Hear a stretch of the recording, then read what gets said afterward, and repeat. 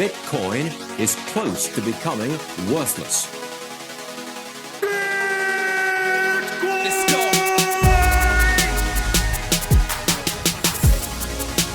Now, what's the Bitcoin? Bitcoin's like rat poison. Yeah. Oh, The greatest scam in history. let's get it.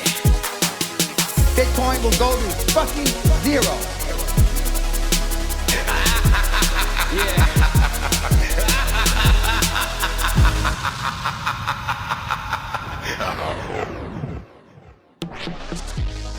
Alright, you ungovernable misfits. I'm your host, Max. Everybody knows that Bitcoin is useless, worthless, and doomed to fail. But what if everyone's wrong? What if it's the system that is doomed to fail? Join me as I speak to some of the brightest people in the space and slither to the deepest, darkest depths of the Bitcoin rabbit hole. Welcome back to Bit by Bit. Today I speak to Samourai Wallet. This was a great conversation for me. I absolutely love their product and I hope you're enjoying it as well. I shill it enough on this podcast for anyone who's running Android and isn't already running this, go and do it now. It's the best wallet out there. I also just like to say, although I obviously push privacy and I want everyone to go out and buy KYC free Bitcoin, I know that not everyone's going to do that. So if you're not going to do that and you are going to go to an exchange, I suggest you go to one you can trust. CoinFloor UK is the only exchange that I trust. I've had a recent episode with Obi, the CEO, and they do things properly. For everyone who's listening who already owns some Bitcoin, listen to this and get mixing. Samourai, can you hear me okay? Hello? Hello, can you hear me? Hey, yeah, I can hear you now.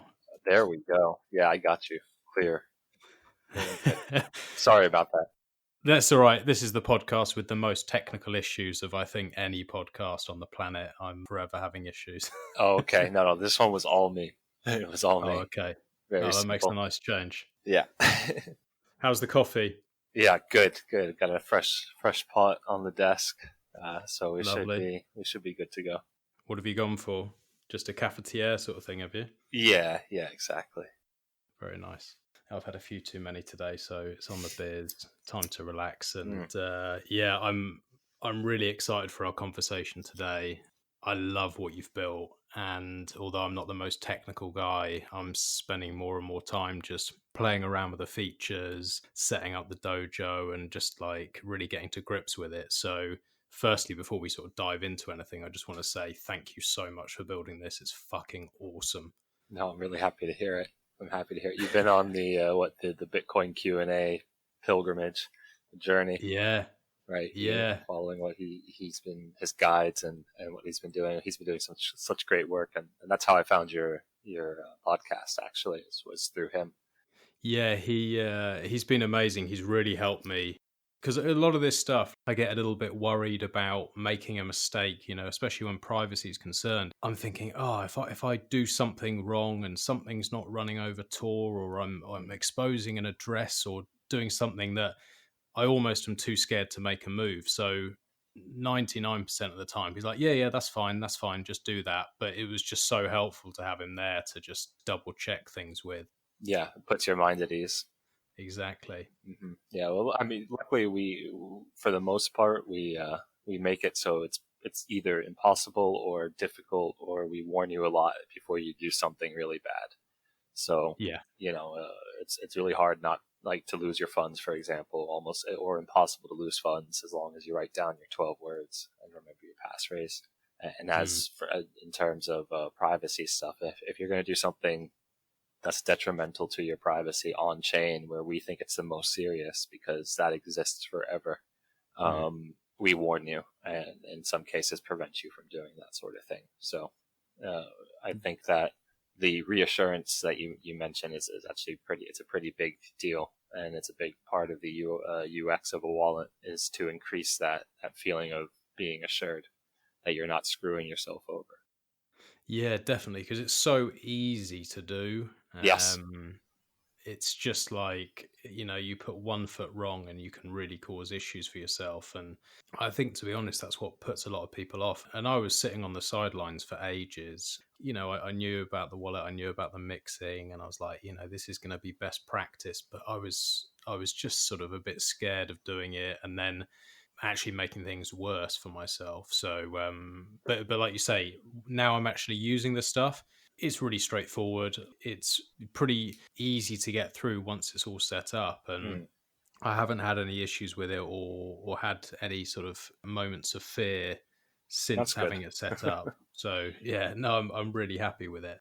This podcast is definitely trying to go more privacy focused and help newcomers do things correctly. I wish that I had been told not to buy KYC. I wish I'd been told all this sort of stuff coming in originally. So I'm trying to help people who are coming into the space and make it easier.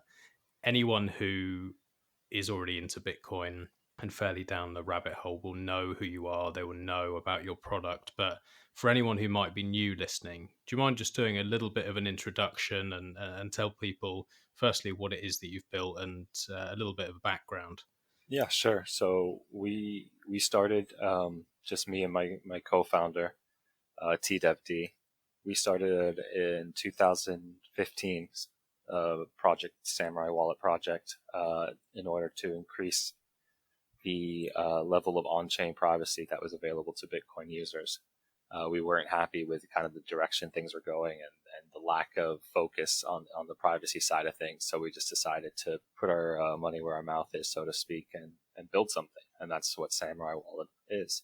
And so for the last 5 years, we've been doing this. We're a really small team. I think we have a total of 8 people now, but only 4 developers. So we were able to put out a lot of high quality software with such a small team because it's a pure passion play. We're really into the privacy angle, and we're really into the promise that Bitcoin can provide. But we see that promise can really only be reached with really good privacy tools and good base layer of users who haven't, for example, KYC'd themselves and have a stash of private money. We think that's really powerful. So Samourai Wallet is our contribution to that and our way of making that vision a reality. It's one small part in this whole thing.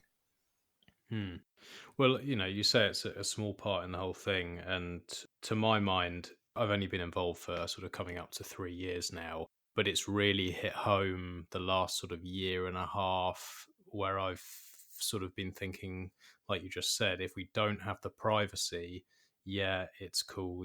There's no denying that this is a better money than what is currently available. But if we don't have privacy, it really it's my biggest fear. Like, if we're moving forward and everyone's KYCing and no one's using wallets like Samourai and nobody's caring about their privacy, then we're kind of just in some ways creating the old system, and it's that like glorified really pisses PayPal. me off.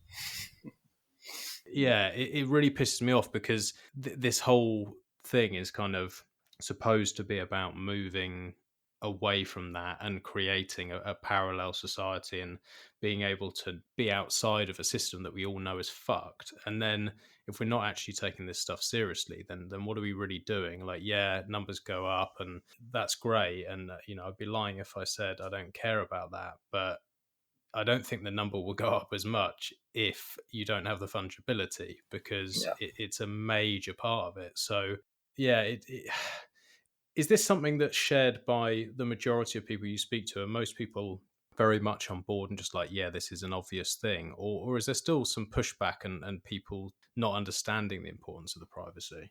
I think it kind of depends really on when you got involved. When you got involved in Bitcoin. So if you were kind of around pre 2013 and earlier, you were more into the ideological aspect of it, more into the privacy aspect of it, less about the investment side of things or number go up side of things, because it was really still a massive gamble. The market price was very volatile and relatively low. So number go up wasn't really in your kind of view set for if you're in that time. As the price started skyrocketing after Silk Road was shut down, then you had more speculative investors, more retail investors coming in, less interested in the privacy, anonymity, more interested in making fat stacks, and that's not to say that's a bad thing per se, because we were all really happy when the price went up. We were all making fat stacks, right? Like Yeah. no one was complaining. No one complains. No, of course not. And it was great fun. I mean, I remember, Silk Road when the day that got shut down, then the price dropped significantly because it was assumed that was the only economic activity that was going on, and it would crash the price, and then rebounded either the same day or next day to new highs, and that was just exhilarating, exciting to see. But so once that happened, then you had a new class, new year of people interested, and they were more interested in the money, the number grow up side of things. And it was actually that, jumping back to why we started Samourai, it was just that inkling that we started to see those number go up types of things, where we said, okay, we need to do something, because ultimately we realized that that's kind of a dangerous thing long term, because you're willing to sacrifice really important fundamental aspects of the system in order to make that number go up, right? And it was something we identified early. Today, I think that it's, like I said, it depends on when you got in, and it's pretty, in our community, we don't really attract the number go up kind. We attract, obviously, on the nature of our product. We attract people who are interested in privacy. Sometimes those paths intersect, and there's nothing wrong with that. But generally, the main thing is about increasing your privacy when you're interacting with the economic system. That's what your big interest is if you're a Samourai user, if you're part of our community. Yeah, so it's almost like you're saying, that sort of early time, 12, 13, maybe 14, you had the sort of libertarians, dark markets, all of these sort of people coming in because it was useful for them, or they looked at it in a different way. And then, maybe after these bull runs, like you say, you have people coming in just because they see this thing just skyrocketing. And it's almost like two separate groups of people. But I don't understand why long-term the number go up crowd don't realize that without fungibility, the thing is less valuable. Like, when you really think about it, if you did have, you always hear these people saying, oh, well, you're going to have sort of whitelisted coins and blacklisted coins and all this sort of stuff. And you think, well, okay, fine. If there was, what are you going to want? What's going to be more valuable? And I can't see any reason that ever a whitelisted coin would be as valuable as something that was actually that couldn't be tracked. Like, why would anyone want that? Yeah. So if anyone's to agree with that, they would surely think, well, the most important thing now is privacy. So are you seeing these numbers go up? Are you seeing not number go up in price, but are you seeing the number of users increase, especially over the last couple of years, or is it remaining fairly constant? Oh, definitely. We're seeing an increase, and we've been very happy with the amount of increase we've seen. So one of the cool things of building Samourai the way we did, where we didn't take venture capital investment, we took very, very small amount of investment from private individuals for the most part. We had to create a product that we were able to extract revenue from. So we had to create something that users paid for, wanted to pay for, and if they didn't pay for it, that was the ultimate feedback that we could receive, saying, okay, it's not good. Or if they were paying for it and now they're not paying for it, that means we thought it was good, but now it's not good. And so we went through a lot of these things, trying different things out, seeing what kind of things people would pay for. And we've been very, very happy and surprised with the uptake in all of our functionality and features that we've made available, whether they're free or paid. So I think 2020 has opened a lot of people's eyes. The response of governments worldwide and to the COVID-19 has been extremely swift and heavy-handed. And I to think say the least. and I think it took a lot of people by surprise, and what they thought could never happen happened right in front of them, and with zero resistance for the most part. So privacy is on people's minds now, and I think anything, like even going to VPNs, I think VPNs are seeing an uptick in interest and usage. Ordinary people are looking to increase their privacy. I saw, a fairly conservative newspaper here in the UK. In the comment section, you have old men talking about buying burner phones to avoid location tracking and track and trace apps and stuff like that, which is incredible. These are the 67, 70-year-old men talking about. I love that. I love that. Buying a burner Just phone. going out with their walking sticks, getting a burner. Yeah, it's incredible. But so it's definitely the public perception of privacy enhancing technologies has shifted this year specifically, and Samourai specifically didn't see any sort of negative impact from Corona or anything like that.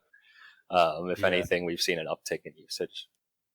I'm not surprised by that. It's been just a fucking crazy time, and sort of it's been, in a way, like you're saying, it's becoming a little bit more mainstream. But I remember when this all kicked off, and like, I'm usually the kind of combative person in the room that will argue a point, and people get pretty annoyed with me. Like, anyone who's close to me gets pretty annoyed with me, because day one I was like, it's fucking bullshit, forget it, ignore it, it's shit, do what you want, don't fucking wear a mask. But and everyone was really frustrated with it. But what I've seen is that, especially now, at least half the people who were really getting emotional about it and telling me that, like, I was going to kill people by not wearing a mask, and like that I was a disgrace, and how dare I think I know more about this than doctors, and blah blah blah. Now actually half of them are like, hang on a minute, this is a little bit stupid. Like, what's going on? Like, I don't know anyone who's died of this. I don't know anyone who's sick from this. And I'm losing my business, and I can't go out, and my wedding's been cancelled. And yeah. Do you feel that? Like, there's a bit of a shift in the tide? Like, people are changing? Yeah, definitely here in this country. So we're in the same country, despite my accent. I didn't want to dox you. No. It's a known. Okay, right. I think so. In this country specifically, yes. I think people in general inherently know what tyranny is, and I think the majority of people will put up with a little bit if they feel it's for the quote unquote greater good. So right at the beginning, it was such an unknown thing. Most people just didn't know anything about it, and they were scared and worried. So they looked at whatever the government was doing, right or wrong, as, well, they're doing something, they're trying, and we'll go along with it. And the second time around is they don't get that luxury as much, because people know more, and people are less willing to accept unjust tyrannies. So I do think that there is discontent, but I don't know that will translate into anything. What I do think it does translate to, like I was saying, is the shift in perception, whether they make that publicly known or not, but internally, certainly, a shift in perception to privacy enhancing technologies. It's no longer, well, if you have nothing to hide, what are you worried about? If you didn't do anything wrong, what do you have to hide? That's no longer kind of the public mantra, which it was for a lot of people in the past. So I think that's improving, and I think that's a good thing. You make a really good point there. I think especially in this country, what people feel inside and what people think inside is very different to what they will display in public. Definitely. I do think that's a very British thing. And I think you're right. I think inside, a lot of people, I've spoken to doctors who are like, this is fucking bullshit. It's absolute bullshit. And all the hospitals are empty. And they'll tell me that in private, but they won't say it in public. They won't say it to their co-workers because they're so scared of the backlash and being called everything under the sun. And I just think most people just don't want to be have abuse hurled at them. But yeah, it's good. It's good to hear that people are sort of shifting that way. And I think so. I hope so. Anyway, Yeah. I mean, what more could you like need? Just look around. Everything is. It's not even. It's not really theoretical. Yeah, it's crazy. It's proper 1984 stuff at the moment, and that's why I'm so happy to have you on and have the tools that you built available. Because like I said before, I'm not a very technical guy. I know all this stuff is bullshit. I don't want all this surveillance. I can see the way it's sliding, but 6 months, a year ago, the idea of being able to use these technologies, even like running Tor or a VPN or mixing coins or any of this stuff was just, it felt out of reach. Yeah. But what I'm really excited about is that it's not, even for like a fuckwit like me, even for someone who 6 months ago could barely send an email, I can use this stuff. And that gives me a lot of hope, because if I can do it, anyone listening to this can as well. Yeah. And that 75-year-old going to get his burner phone, he can probably do it as well. Definitely. Definitely. Yeah, and that's what we want to do, right? We want to give you people the tools to interact, like I said, or transact privately. Honestly, I brought up the point before, but the ability to transact privacy to me is one of the fundamental freedoms. It's tied into freedom of speech. It is freedom of speech. So when it has to be maintained, and that's what we want to do, is provide those tools. If you want it, you can obtain it. It does require a little work on your end, right? Like on your end, the work required is to acquire Bitcoin, ideally without KYC. But once you do that, if you put it into our software, if you store your Bitcoin in Samourai Wallet, you pretty much can access all the tools that you said, Tor, coin mixing, everything like that, pretty much from a click of a button. It's not as simple as it could be. I'm the first to admit it, but we're working on it to make it even more simple. But it's pretty damn simple. Certainly the phone wallet. Yeah, that is simple. Like that I've a couple of friends who've been like, oh, what do I use my Bitcoin wallet? Oh, I'm just like, okay, download this, talk them through it. It's 5 minutes, they're using it, done. It really is simple. But I have to say, with the other stuff like setting up the GUI and setting up the Ronin dojo and doing all that sort of stuff, I was a little bit intimidated trying to use the command line and setting this thing up and building the Raspberry Pi and all that stuff. Realistically, most normal people, unless they really care about this stuff, probably aren't going to do that. But the fact that they can pick up this phone and just download an app and they're ready to go is amazing. Yeah. Well, exactly, and that's what it is, right? So we want you to be able to just get an app and obtain, at the very least, transaction level privacy, because that's what you obtain with Samourai Wallet. Whether you use Dojo, whether you use the Ronin or Raspberry Pi thing, that has nothing to do with transactional privacy. Transactional privacy is what's left on the blockchain, which is a public ledger and completely open and irreversible. So what's on the blockchain and what will remain on there forever. That's transactional privacy, and you obtain that just with the mobile app. And that's what we decided very early on was the most important thing, to make it as simple as possible. What's come after the Dojo side, which you're right, it involves a little bit of command line work. It's still not out the box type of thing yet. What that provides is extra privacy from Samourai, from us. So this isn't transactional privacy. This isn't stuff that happens on chain in public.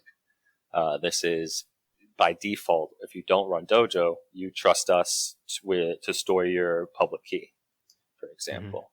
You're trusting with your information that could be sensitive, rather than running it through your own node, basically, is what you're saying. Yeah, exactly. Yeah. And this is a suitable trade-off for a lot of people. especially when you identified when you're newer into this thing, you may not realize the benefit of running your own node yet. It's certainly less of a trade-off than buying with KYC, right? The public key that you need to store and use Samourai nodes for has no name or ID or email or phone number or anything attached to it. It's just a public key. What Samourai does with that public key is derive balances and transactions using our node and display them to you. All of this is acceptable from a privacy point of view for some people, for most people, I would say. For people who don't trust us to secure their public key, they think that we're either spies or we're going to get hacked and lose their public key.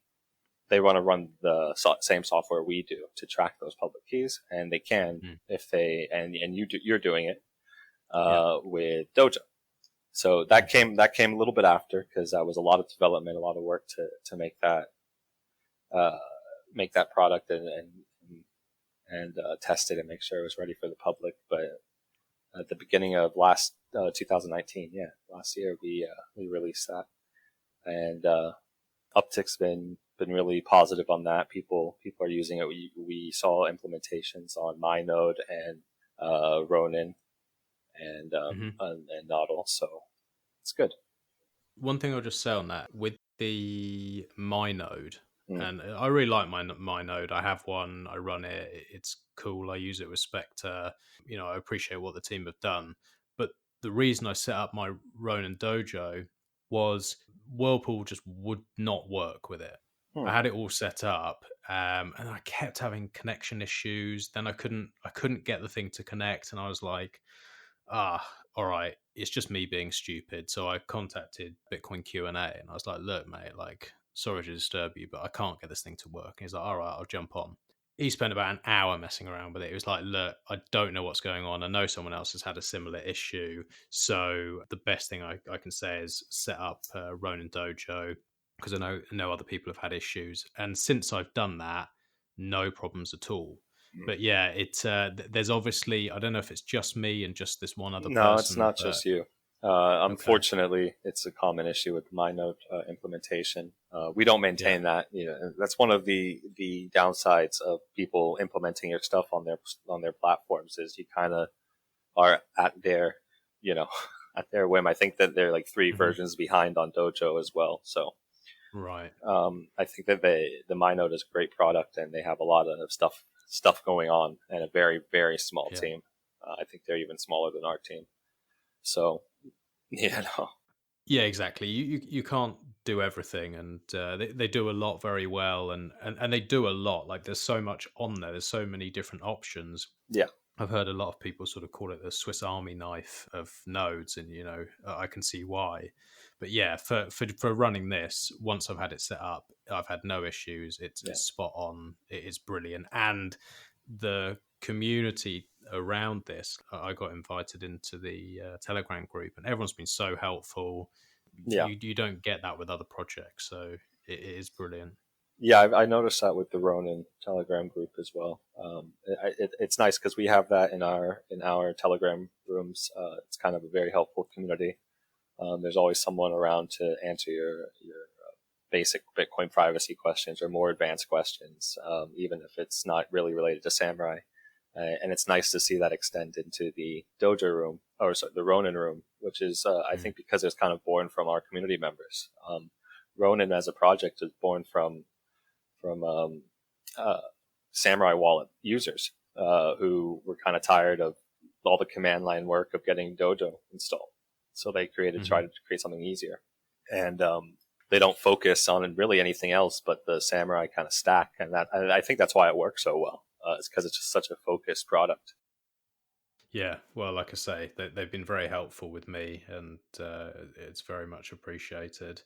And I just want to say, for anyone who's listening to this now, and maybe some of the stuff we're talking about, you're a little bit lost and you're not running any of this stuff, I suggest you go back and have a listen to the episode I had with Bitcoin Q&A, because we did a whole episode on Samourai and Coinjoin and going through from sort of start to finish. But for me, now I've got you here, I'd really like to pick your brains on a couple of things, because I'm trying to learn and do things in the best possible way. And I had a few issues, or not issues, but like questions where, for example, when I'm sending transactions into Samurai Wallet, let's just say, for example, I had 5 different addresses and I wanted to send all of those 5 into Samurai. I wanted to put them through Whirlpool. Half of me is saying, okay, I want to have these all separate and put them into the Whirlpool separately because that feels natural to sort of segregate things and have them not touch each other. That's what I've kind of got used to, is keep everything separate. And the other side of me is saying, well, your fees are going to be much, much less if you combine all of these into one transaction and create, I think you call it a TX0, and then put it through Whirlpool. Can you tell me, like, am I being ultra paranoid by thinking? No, it's an excellent question. And the first option is the safest option, right? You keep everything separate, right? Source of fund, everything is in, out, one. That's the safe bet. However, I think that you should be pragmatic when you think about this stuff, and it needs to be on a case-by-case basis. What is the source of these funds? That's the first question. So you have 5 addresses. Did they all come from one location? Did they all come from Coinbase? Let's say they all came from 5 separate places. They came from 5 separate places, and do any of these places have your KYC information? Let's say, for argument's sake, all 5 of them had it. They don't, but if they did, all 5 of them had it. Yeah. And you're thinking, okay, well, I've sent them to 5 different addresses so that these coins don't touch and so that they don't know I've bought from here and blah, blah, blah. Right. In that situation. So, I mean, personally, this is how I would think about it. I would assume that any KYC information that I've provided to Exchange A is shared with Exchange B, C, and D. If not by agreement with data sharing in chain analytics licenses, then by FATF enforcement through the travel rule. Yeah, it will happen the eventually. fat fucks. Yeah. So I would say that with that assumption that any data you share with one KYC exchange is shared with all of them, that it's okay to merge KYC'd UTXOs together to enter Whirlpool and save yourself on the TX0 fees.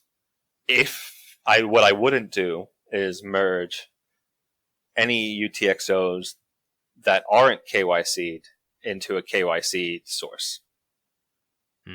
Right? So I wouldn't merge my Coinbase UTXOs with my UTXOs that were changed from a donation to, OnlyFans or something, because that might be something that Coinbase doesn't like.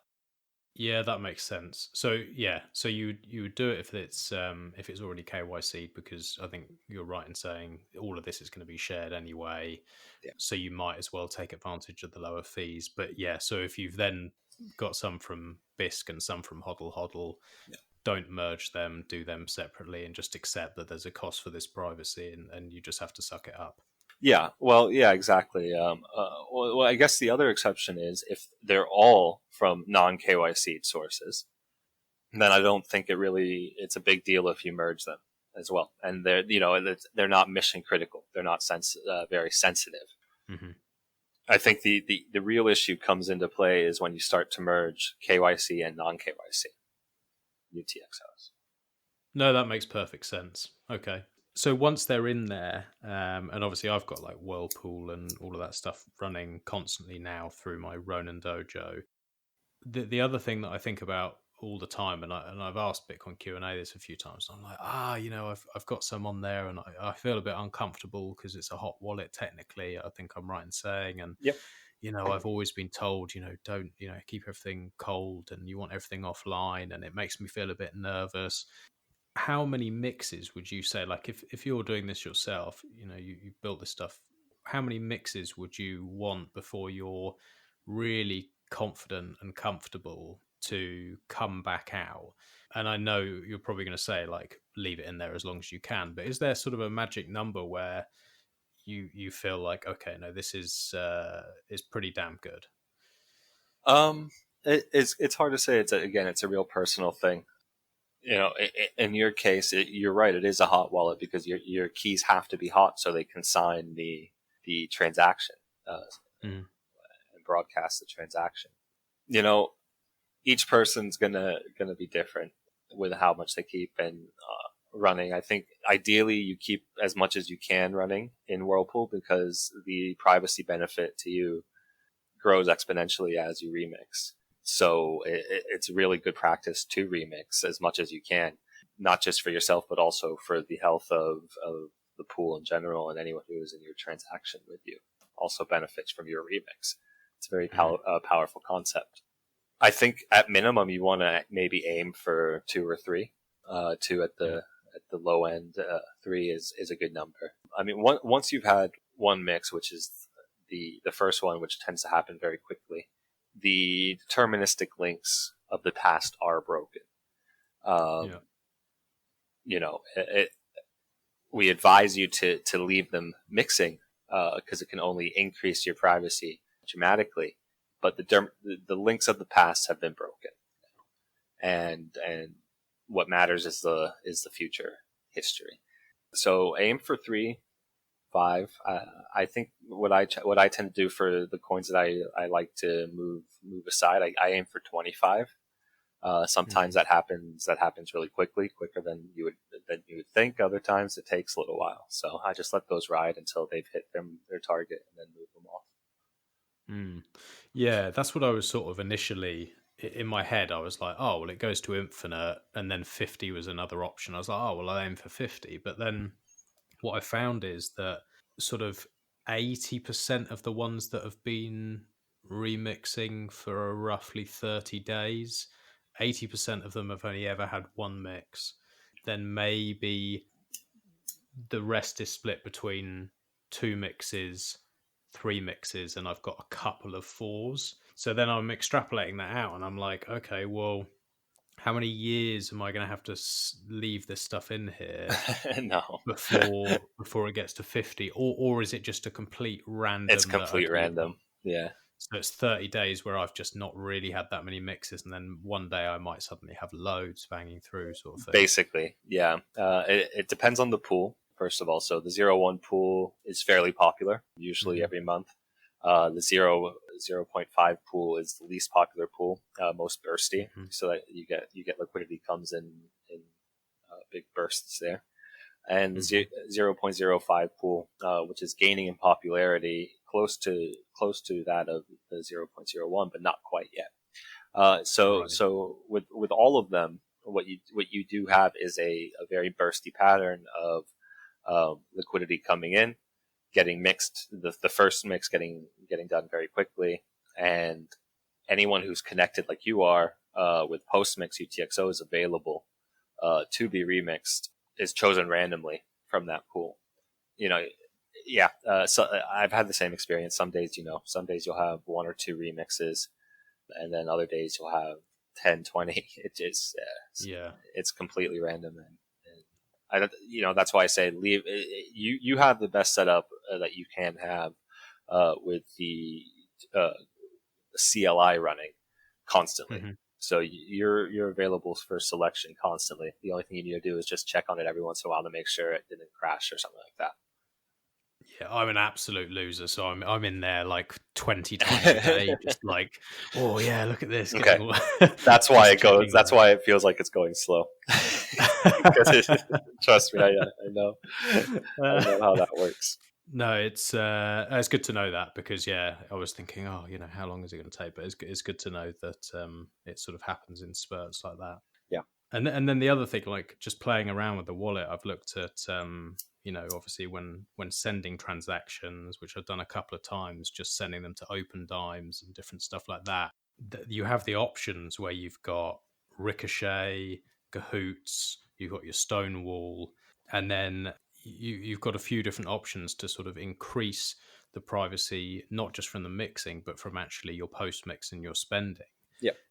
What's your sort of best practice with this? Is it just like, whack everything on, use everything, or no? Like, well, for Ricochet, so Ricochet is out of all of our post mix tools, and it's actually available as non post mix spend as well, is the only one that's premium. So you pay for that. You pay us for that. I don't recommend you using that unless you're actually sending to an exchange or some service that's known to be picky about things. Because what Ricochet does is it simply adds hops of history between the send and the receive. So if the last transaction you did was Whirlpool and you're worried that Coinbase maybe is discriminating against Whirlpool transactions, which we can't say they are right now because we haven't seen any evidence of that. But let's say you're just worried about it. Maybe their policy is going to change. You may want to enable Ricochet. And what that will do is it will add 4 hops of additional transactional history between Whirlpool and your ultimate Coinbase send. With the same amount, or does it split it? Because surely, like if I was chain analysis, I'd look at it and I'd go like, well, let's just say 0.5 BTC has moved, and then it's moved again, and then it's moved again, and minus the fees, and then it's moved again, and now it's there. Do they split it into smaller amounts and then join again? Or is it just that, okay, there's plausible deniability here because it has moved X amount of times and therefore there's enough distance between that transaction? Yeah, it's a little bit of both, actually. It's a good question. It's a little bit of both. We do break off the fee and pay it in what appears to be a change output transaction. We also can optionally, at your decision, stagger the transactions in different blocks, so they're not all sequential, coming one after the other. There's a little bit of time and other space between each transaction. But also it's just a known reality of how the tools work. And how the heuristics work, where you have to understand that they're not doing targeted analysis on you in particular. They have an algorithm working to tick a checkbox. And if you can provide sufficient distance, as you rightly call it, between something that may be questionable and the final destination, if you can make sufficient distance there, that makes the algorithm happy, then you're in. Then it's solved, and our experimentation has determined that 4 to 5 hops is the right number. We can always increase it fairly easily if things change, but it's a fairly simple tool, but it has been effective, and that's our longest running premium tool transaction. So people have been using that since late 2015, early 2016, and we have it has a lot of use, and we get good feedback on it all the time. So we know it's working. Cool. Yeah.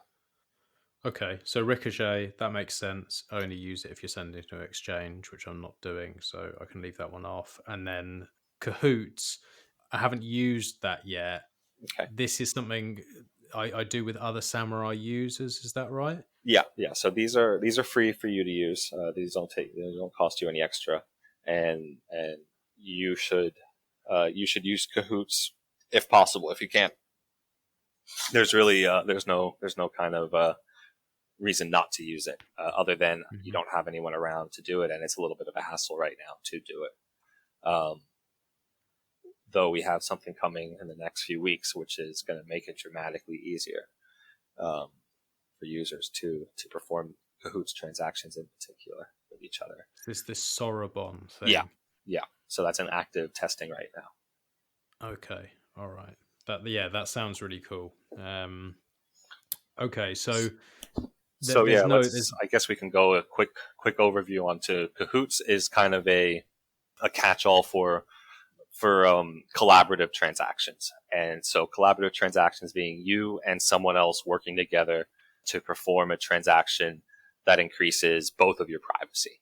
So we have 2 of those transactions currently, 2 Cahoots transactions currently. The first one is called Stonewall X2.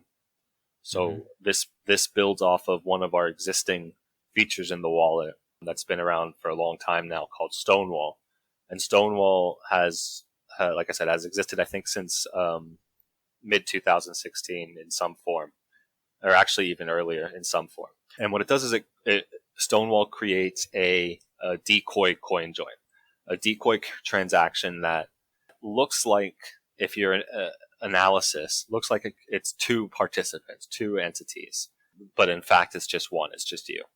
Now, a Stonewall X2, which is a cahoots transaction, is a Stonewall, but actually two entities, not a decoy. So these are cool because ever since we launched Stonewall X2 publicly in the wallet, it means from that point forward, every Stonewall could be a Stonewall X2. So the anonymity set for Stonewalls in general from that date onward has increased because it's no longer assumed to be a decoy. It could be a real two participant transaction. There's no way to tell from the blockchain. Is this kind of like, I had Chris Belcher on recently and he was talking to me about PayJoin. This sounds similar to that. Is it a kind of a similar idea or setup? So almost, not quite. Stonewall X2 isn't a PayJoin, though, but it is a type of transaction where you're working with a participant to construct a transaction. Now, a PayJoin, we implemented Stowaway in the wallet, which is a form of PayJoin in 2016. So it predates PayJoin, but this is the same thing, Stowaway. And both Stowaway and PayJoin require you to work with the person that you're paying, the person that you're sending to. So you swap UTXOs with the person that you're paying to in a PayJoin transaction. Right. In a Stonewall X2, you're paying to someone completely unrelated. So they can be any merchant, they can be any Bitcoin address. They have no idea that you're doing this collaborative transaction. They're a third party, and it's just you and someone else in a Stonewall X2. In a Stowaway or PayJoin, it's you and the person that you're paying working together. Okay. Yeah. All of these features sound amazing, and it's good to know which ones I should and shouldn't use. Yeah. I think I use Stonewall. I've only sent a few off, but I think I use Stonewall anyway.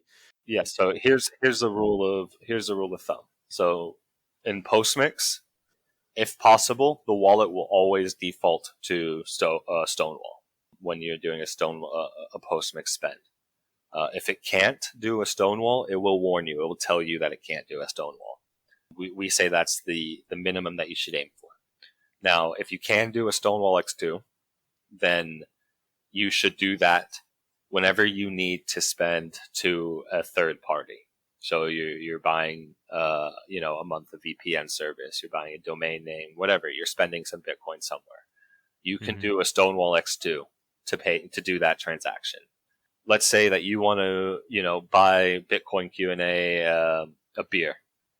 I think it needs to be more than a beer at this point. Right. Yeah. Yeah, a beer or a nice bottle of whiskey or something. A nice bottle of whiskey. You want to send him Bitcoin for that? You could do that in a Stowaway or a PayJoin because you're sending it to that person. That's the person that you want to spend to. That's the rule of thumb there. And those are always great to do. They basically, the long story short of them is they both break heuristics. They're two different types of breaking the heuristic. The Stonewall X2 is basically a giant fuck you to the heuristic and saying, it's brash, it's bold, it's brash, it's out there saying, look at me, I'm different than other transactions, try to figure me out, you piece of crap, it's really out there. Whereas a Stowaway, as the name would imply, you can't tell it's a Coinjoin. It looks like a simple, normal, ordinary transaction. It blends in. It's subversive. So there are two types of transactions. Right. And presumably it's difficult to tell the difference between some of these things, and therefore it is breaking these heuristics that you're talking about. It is making it difficult for these chain surveillance companies to know what something is. They don't know for certain. That's absolutely it. And does there come a point where you really can just be like, yeah, fuck you, your whole business model is destroyed, you piece of shit, stop spying on everybody and let people live their lives? Where is that like, can that ever be achieved? And if so, how many people need to be using these tools? Or can it just be a fringe group who are doing it, and then it breaks the heuristics for everybody else because they can no longer be certain on anything? Well, more is definitely better. It definitely would never hurt to have more, but it doesn't require a majority to tip the balance in our favor. So, we need to keep aiming to get people to use these tools and understand why they want it. They should use these tools. But really, like you said, since the introduction of Stowaway, for example, any simple looking transaction is suspect now. Doesn't matter, what you think about it. It could be a 2-person simple looking transaction. So you really can't know. And so what we have, our research into what chain analysis is, how they're working, is that they have what's called a Samourai cluster, and this is specifically a cluster of stowaway and Stonewalls that come from either postmix or outside of postmix, but are connected into a different kind of cluster. But they call it the Samourai cluster, and essentially what it means is anything that is connected to that cluster, you don't know. You what you think is probably not true, and as a result, it's just a question mark. They don't mark it as one way or the other because they have zero certainty, and marking it one way or the other would essentially pollute the accuracy and score of their entire system if you did it too much. So it just gets put to the side. It doesn't trip anything.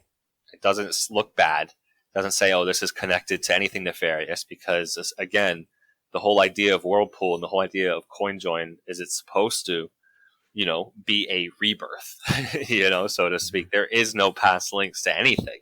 These are brand new. There's no history attached. So it satisfies everything they need. There's just a big question mark on anything about it. And the more that those grow, the bigger that cluster becomes, the more powerful it becomes, and the less subject to censorship and other things that could happen. Well, that's good. I'm sure they're very happy with you then. Yeah. I think I like to look at it like we're giving them a justification for existing, because I think they talk a much bigger game than they really let on, than they really have going on. I honestly think that. I think that whenever we've seen any of the analysis that they've released publicly about things, the various chain analysis companies, and some are better than others, obviously, but just on aggregate, have been extremely underwhelming. Extremely underwhelming. And I think in one case, largely plagiarized some of the work we had done on OXT research. So, I think without us, they'd be really, really bored. Well, it's in their best interest to talk a good game and say that they can Absolutely do everything and track everything. It's it would be stupid for them to do anything else. But it's just nice to see that there is a spanner in the works and making whatever it is they think they're able to do even harder. And I hope that continues. Yeah. Well, there's very few people doing it, which is sad. I think more people need to, who are developers and builders need to do it. They need to stand up and build tools that are subversive in nature, because that's what they have to reconcile that and say, these are subversive tools in nature, and I have to be okay with building that type of thing. And people need that. Like, if the cypherpunks originally hadn't built the tools that they built, we wouldn't be having this conversation at all today. And they were threatened with all sorts of things. That's why Adam Back ended up printing the T-shirt, right? The famous T-shirt, because the U.S. government had classified the encryption as a national security technology, so it couldn't be exported. These stakes were high back then. They're much higher than they are today for what we're doing. And those people were strong, and they didn't cave, and they had a strong backbone. And we want to see that, in Bitcoin. We want to see more of that in Bitcoin, I say. Yeah, it was incredible. And like you say, without people putting their neck out, and without people caring about this stuff, we slide into this sort of digital totality and Yes. having this panopticon, and just like everyone is going to be surveilled. And that's why I applaud what you guys are doing, and I'm very thankful for it. I mean, what made you do sounds horrible, but what made you the way you are? Like, why do you care about this stuff? Like, why are you going around pissing off the nice chain surveillance companies, and why do you care so much about this stuff? Because, you know, it can't be easy doing what you're doing. It must take a phenomenal amount of time. There must be something deeper why you are dedicating your life to this. I think in the American South, it'd be like, oh, what's your major malfunction? I don't know, man. I think it's just the way I am. I really don't know. It's not been the most particular, like the easiest route, to say the least, but it's certainly fulfilling. You know, I'm working on something that I like to work on, that I want to work on. And I'm building tools that I think are useful and people are find use in. And talking to people like you, reiterate that there are people that are using these tools. And you know, when I got into Bitcoin, I was so enthralled by the promise of the entire system that I went all in. And this was really early. You know, this was at a time when, you know, most people weren't going all in. And I went all in, and I got employment in a company that was paid in Bitcoin. And since that point, I've been working for and spending and saving in Bitcoin. And it wasn't for, you know, number go up purposes, although there was an expectation that if this worked out and we created what this had the promise to create, the number would go up just because of the value of what was being created. And I don't think I've been able to let that kind of go. You know, I still want to see it, and I still think that there's the ability to make some of that happen. I don't think all of it, but I think some of it still is possible. So was it the sort of was it the allure of, okay, we can actually have freedom of speech and money that can't be controlled by governments? And oh, definitely. Was it something you saw that and you were just like, right, I don't care if this is risky, I'm all in because this is fucking important, and that's what drew you in, and then by the sounds of things, you got a little bit further down the line, and you're like, hold on, this dream that I've painted, this picture that I painted in my mind of being able to eradicate totalitarian governments and being able to allow freedom of speech and be able to basically stop them in their tracks of the bullshit they're trying to do, was kind of fading because you couldn't see that there was enough projects actually caring about this, and you went, right, well, I'm going to build it myself. Is that roughly sort of how it went down? Yeah, I mean, yeah, for the most part. It wasn't that it was fading, though. It was just that being where I was, kind of on the inside of a very nascent industry. There wasn't a lot of people, being paid in Bitcoin, and companies, and most of the companies don't even exist anymore today. And many of the company founders went to jail for various securities related crimes. But that's unrelated. It was just that the direction of investment was pushing things to a place that I saw as kind of leading to a dangerous situation. So what I didn't want was Bitcoin to be captured in the same way that the internet ended up being captured, because the internet had the World Wide Web, the network, had extremely great promise in terms of the decentralization of information and the spread of information, and being an unregulated space.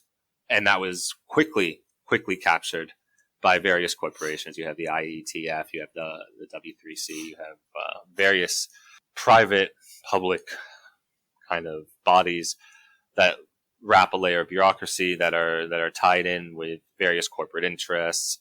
And slip various things in to make tracking easier or to make privacy less desirable for users over the long term. So I didn't want to see that happen in Bitcoin. So I realized that, I'm not one just to complain. I'm happy to complain about stuff, but if I don't back it up with action, I think it's useless. So Samurai is a protest. It was right from the get go. It was like, okay, I see what's happening here, so we're just going to do it a little differently because we need it. We needed that tool. We needed that tool set, and we hope that other people needed it as well, which they ended up needing.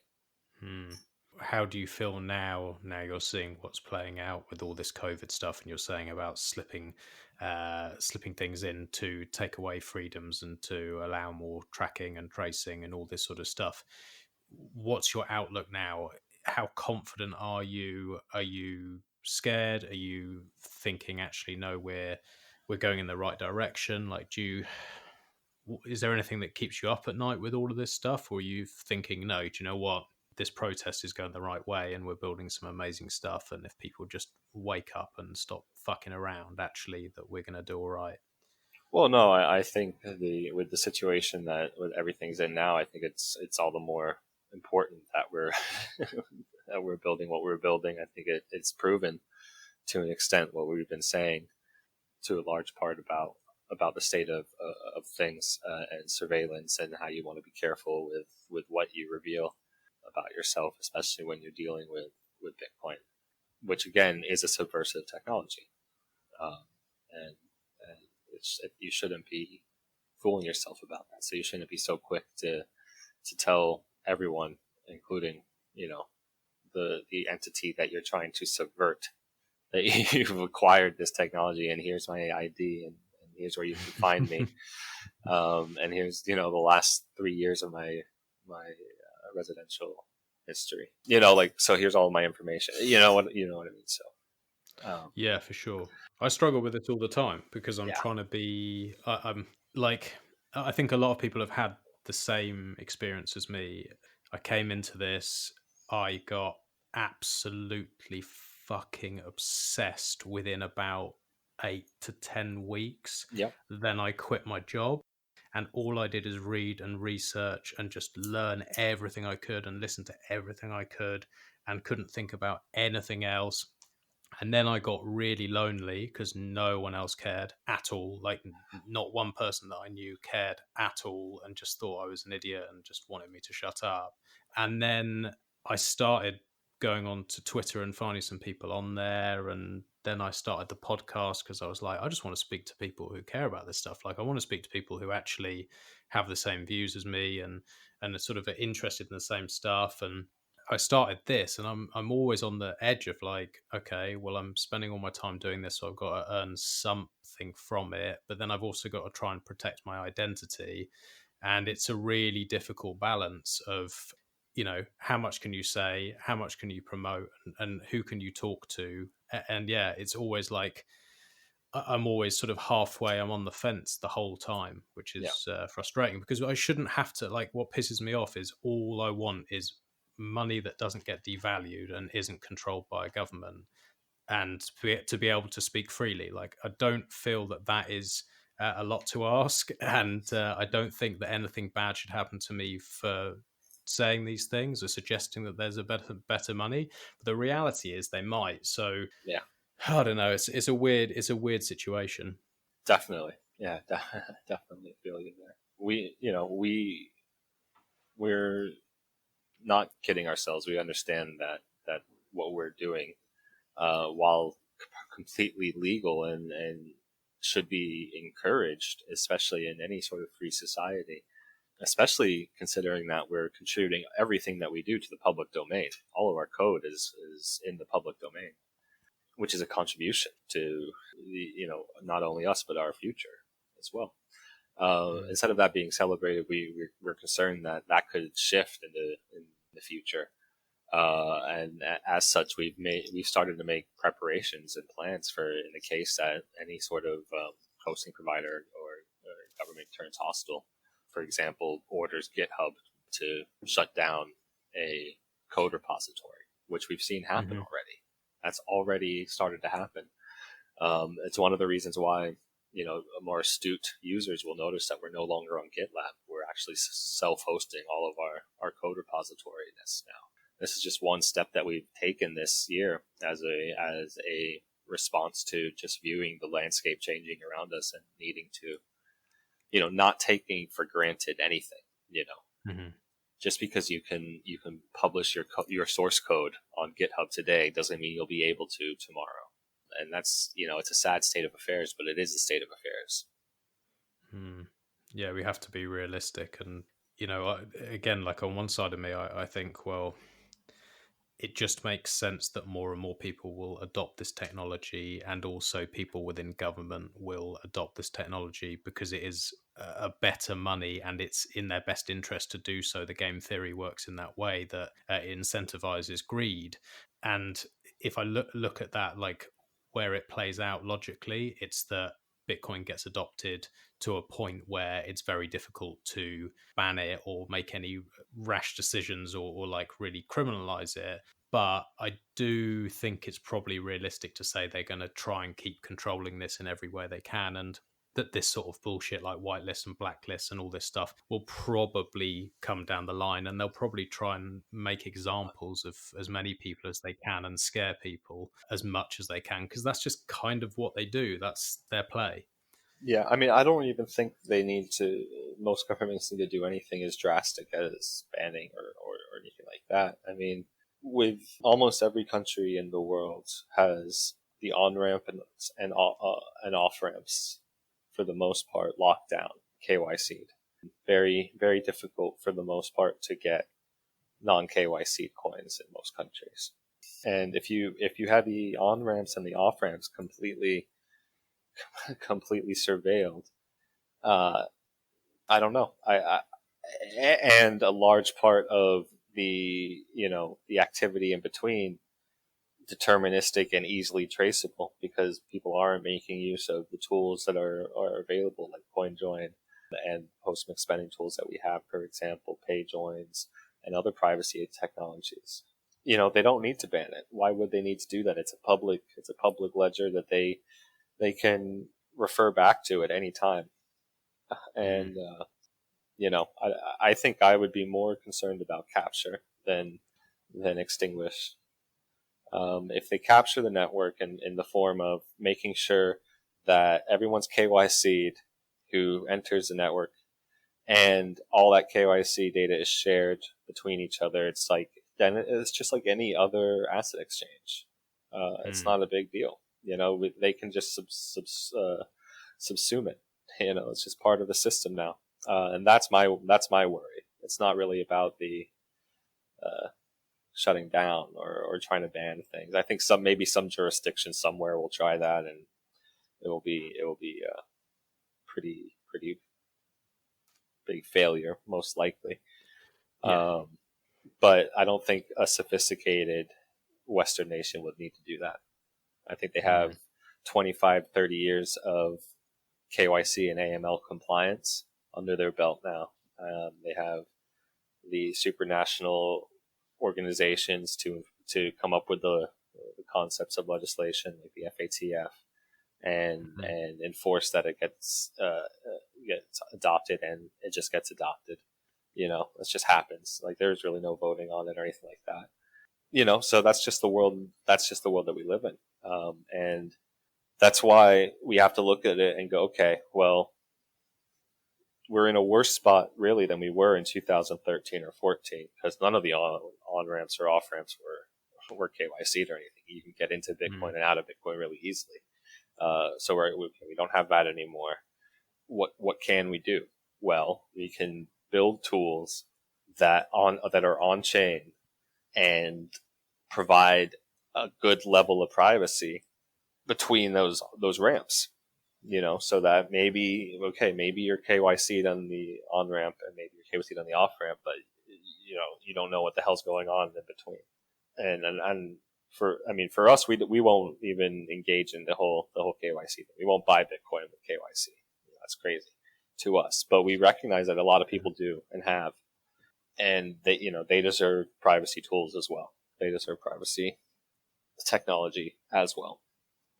Yeah, absolutely. And I think when you say most people will use an exchange, most people use KYC, I think that's just because you don't know any better. I didn't know any It's just better. I ingrained didn't at know. this point. Yeah, well, no one knew any better. But there are some amazing things, Bisq and Hodl Hodl, and just Yes. general cash transactions or mining. If people want to get involved with that, there are still ways. I know it's not easy. Yes, there are absolutely ways to do it, and they should be encouraged, and you should do it if you can. But the reality of the situation is most people don't, and most people won't, and it is an ingrained thing. KYC is now the cultural norm, but it really wasn't that way not that long ago. It's a relatively recent development, and it's unfortunate that it's taken root so firmly in Bitcoin. And over the last few years, it's not just Bitcoin; it's globally. It's really not a Bitcoin problem. It's like I said, it's a global, Everywhere. um, you know, anti-money laundering, anti-terrorism financing. That's what it's called, quote unquote terrorism financing. So it's just the way things are moving. Financial surveillance is where we're going, and we want to build tools that are going to counter that. No, well, I'm, like I said, probably about 100 times during this interview, but I really am grateful for what you've built for that exact reason. And yeah, it's so important. And anyone who's listening to this now and doesn't already have Samourai Wallet, go and download it. If you then not sure what you're doing, you can listen to the other Coinjoin episode. But yeah, thank you so much for what you do. And thank you for My coming pleasure, on man. the show. Yeah, I'm really excited to learn more about the Soroban stuff and all the stuff that's coming up, and sort of digging in more and more over time. And yeah, it's been brilliant speaking to you, and it's amazing to know that there are other people out there who really care about freedom of speech and not just number go up. Oh, I think a lot of people do, and hopefully more and more people are realizing that it's an important thing that they should maybe pay attention to as things develop around them. And again, thank you for your comments, because it does mean a lot. That's why we do these things. We do this work. Is because we think it is solving problems for people, and it is providing tools for people. So to hear it is great. No need to apologize. And before we close out the interview, is there anything that I haven't covered, any new features or anything that you wanted to cover, or have we sort of gone through the main bits? Well, I think we went through the main stuff. We mentioned Soroban. That's a tool or communication tool that will make the process of doing the collaborative Cahoots transactions much easier than they are today. Right now, you have to share QR code with your counterparty like 5 times. It is a little bit of a song and dance, but it's cool to see the resulting transaction. With Soroban, it takes 10 seconds and it happens automatically, and you don't have to share anything with anyone. You just have to say who you want to work with. So it's a significant improvement. It should make performing these transactions much easier for the average person, meaning that there will be more of these transactions on the blockchain, which is better for everyone. Very cool. So I think that's it. Okay, perfect. All right. Well, yeah, thank you again. And it's been an absolute pleasure speaking to you. And I'm sure we'll speak again in the chat rooms and all that sort of stuff. My pleasure. Happy to be here.